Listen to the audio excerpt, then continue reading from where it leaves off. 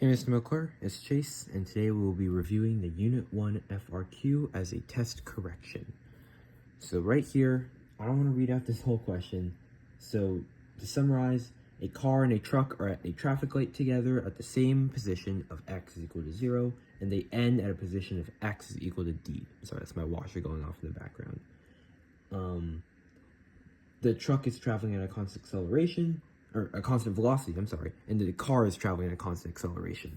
So we can start by sketching out a graph, and we actually do know the labels for it because it says it right in the problem. It's a velocity graph, and so we also know that they have to start at x is equal to 0 and end at some point x is equal to d. So we're going to just draw an imaginary stopping point right there, and we have to graph this as a function of time. Since the question is asking as a function, so as a function means it will be on the x-axis. And since we know that this is a velocity graph, this is going to be v.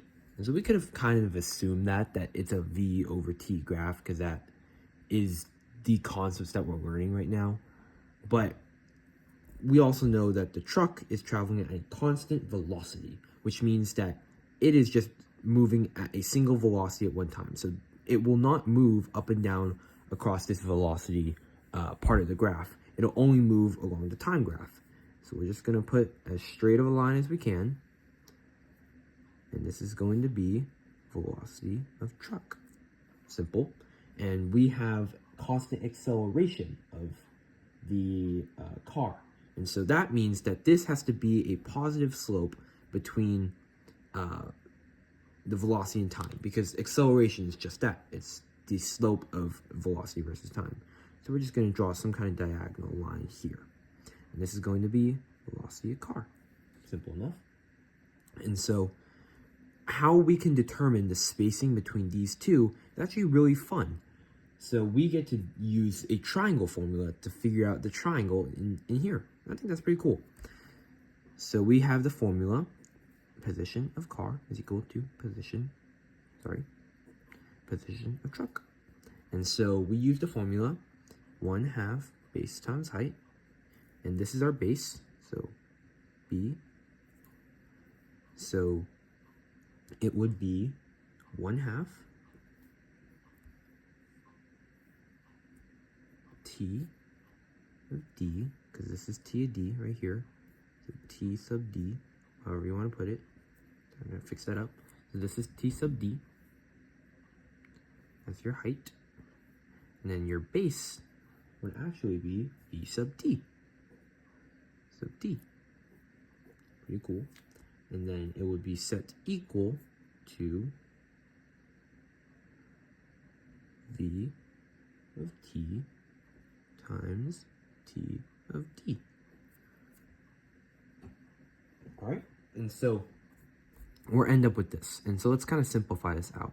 So we can cancel these two out. And then we are left with 1/2 VT is equal to VT. And we're just going to multiply this one out too. So we're going to multiply by 2. So this is going to be V. I'm sorry, this is supposed to be VC. This is supposed to be VC, not VT. So this is VC, I'm sorry. So VC, VC is equal to 2VT. And so this spacing is now figured out. So this has to be 2VT. And so VC is equal to 2VT. So this is 1, this is 2. All right? And so part B of the question is asking about two students, and one says that the distance and the traveled is the same, and the time is the same, so they must have the same speed. And student 2 is saying the car catches up to the truck, so the car has to be getting faster. Or is that getting or going? I'm going to say getting. I can't see very well. But the car has to be getting faster. No, I'm sorry, it says going faster. It has to be going faster. So we can kind of use the graph as an evidence. So we do know that they are going the same distance. Our goal is x is equal to d, and they're going at the same time, because this is the amount of time that they're taking to get to here. All right, pretty simple. And we also know that the car catches up to the truck. So student 1, I'm just going to call ST1, so BI. Student 1 is correct by distance and time.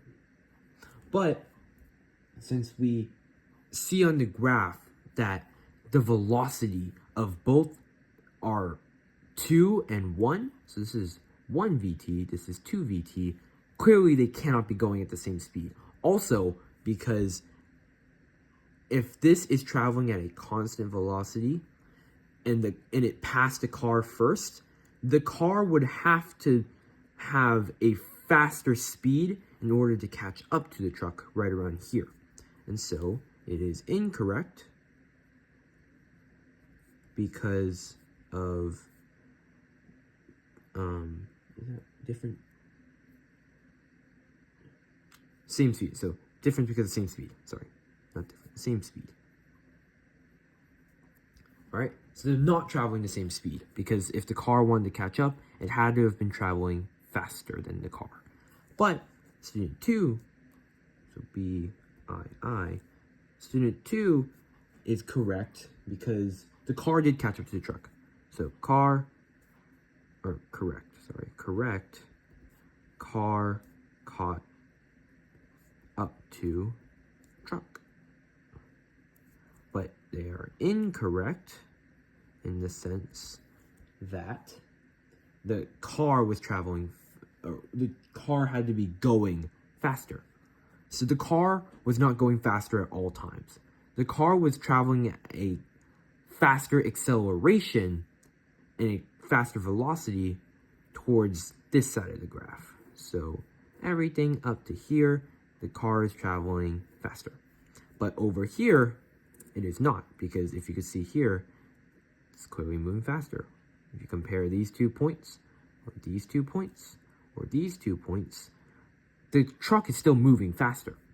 And so we can say student 2 is incorrect because the car is not getting faster.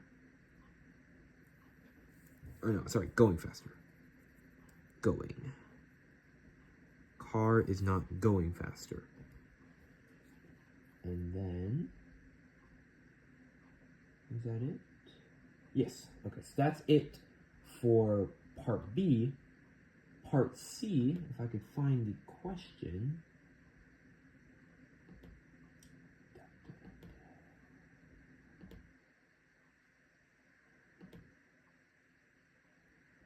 Where's the question? I'm so sorry, I cannot find what part C is asking. Here we go. Part C. Derive an expression for the acceleration of the car. Express your answer in terms of d and vt. So for C, all we're going to use is Gaia, which is what we've always talked about. And so what we know is that we have to express our terms in terms of d and what was the other one? Vt. And so d is equal to x, because x is equal to d right here. So that obviously means d is equal to x. You switch them around. And so vt is equal to, vt we do not know yet. So vt is a question. So that is part of that is not given, but we know we have to include it in the equation. Our acceleration of the car, because we know that this is moving at a constant acceleration, is not known yet either. So we got a couple question marks. And then we have the velocity. Sorry. Whew. It's allergy season. The velocity of the car equal to 2 of the velocity of the truck, because we see over here. And we used our whole base times height formula to see it. And so we can actually use this as part of this. So if 2vt is equal to c, what does that mean? Vt is equal to 1/2 vc. So Vt is equal to 1/2 v of c. All right? And so that's what we're given. And so what equations could we use that uses these like parts of a formula? And so one of the ones that we have is one of the velocity formulas. So v of f squared is equal to v0 squared plus 2ax. So that's pretty simple, right? We just substitute d for x. A is unknown, so we're going to leave it at a for now. And v initial, sorry, I don't like saying v0, but v initial is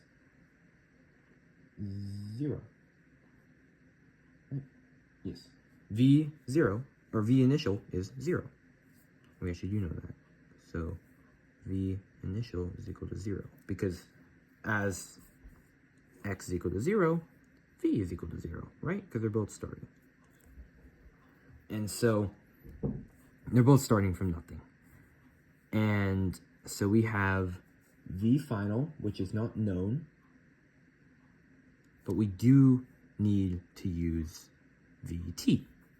So all we have to do is go substitute everything. So v of f squared for now is equal to 0 squared plus 2ad. All right? So now we have, this is canceled. So now we have v of f squared is equal to 2ad. And we want to solve for acceleration, because that's what the question is asking. The question is asking, derive an expression for the acceleration of the car. So all we do, divide by 2. No, I'm sorry, I was wrong. It's going to be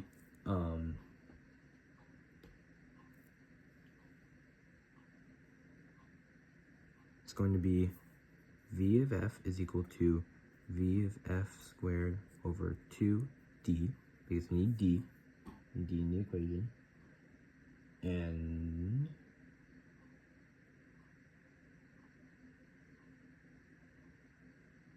yeah, so v of f is equal to 2d, but we know that this v final is equal to 2vt, because we're solving for the acceleration of the car. Yeah. So we're solving for the acceleration of the car. So the velocity final of the car is equal to 2 of the velocity of the truck. So now we're able to substitute, and all we do is 2vt squared is over 2t.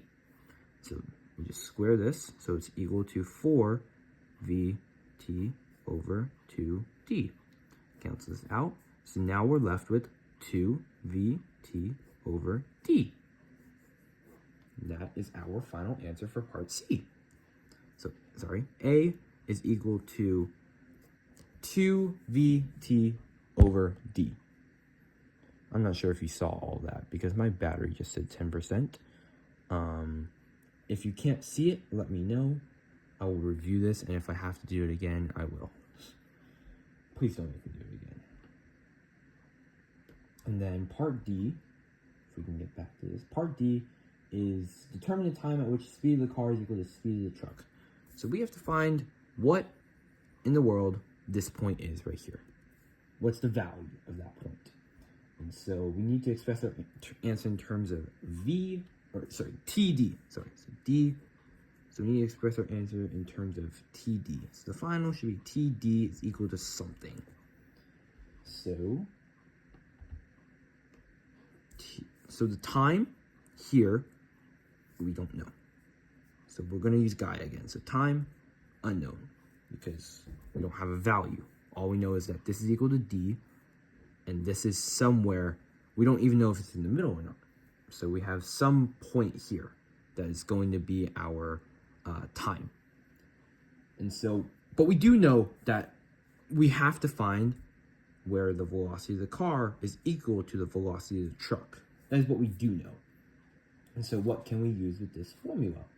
Or with these numbers? And the formula that we can use is a simpler form of this one, which is V final is equal to V initial plus a t. All right? And so to solve for t, because we need t very badly. And so to solve for t, we are going to just move everything over, and we're gonna cause problems. So we're gonna do v of f minus v of I is equal, over a is equal to t. So now we have t. So now we can use all of our other, all the other things we still have. So what we need to find, what we have is the acceleration of the car, which is what we found in this equation right here. So the acceleration of the car is equal to 2vt over d, and then the velocity of the car at its initial point, so its initial point is right here, is, so ci is equal to 0, because it's not moving. That makes sense. It's stopped and it moves. Stop and go. And so that's all we really have right now. And then moving this back, we know that the velocity of the car go to the velocity of the truck, which is what we need to find. And so we need to find all of this, we need to find all of this, and we need to especially find this. It's like one of those big cartoon signs, huh? Like bing bing bing bing bing, and it's all pointing to it. Sorry, I'm getting distracted. So we can plug this into our formula in order to get what we need. So we can plug this into Vt is over this, so 2Vt over d, and so we're just dividing. And so we end up with d is equal to 2Vt. I don't want to I'll do the division on the side. Fine, I'll do the division on the side. So Vt over 1 divided by d over 2Vt. And so we get, wait a minute.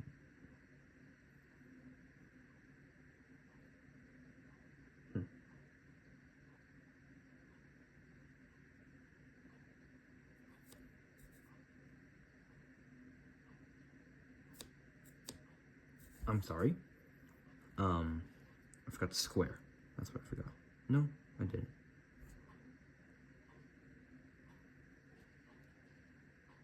I did. I'm sorry. I did forget the 2Vt squared. So I forgot the 2Vt squared. And so Vt times Vt, yada yada. So we go back to this. So there we go. So we go back to this equation. So Vt d